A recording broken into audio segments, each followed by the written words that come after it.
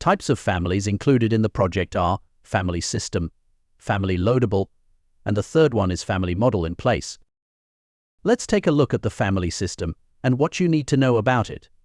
The family system includes a set of families that Autodesk has already integrated into the Revit template. These are pre-created components designed for use during the modeling process, such as pipes, cable trays, and conduits.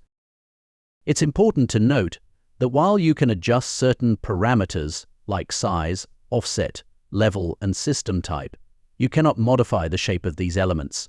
You are limited to using the predefined shapes provided within the system.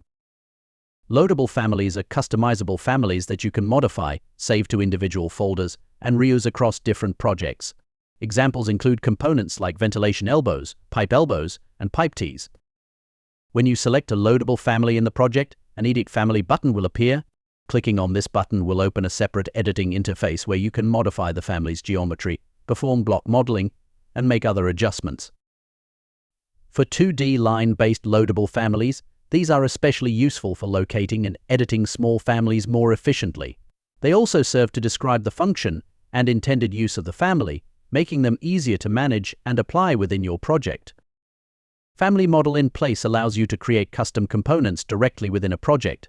To access this feature, go to the System tab, and in the Components section, you'll find the Model in Place option.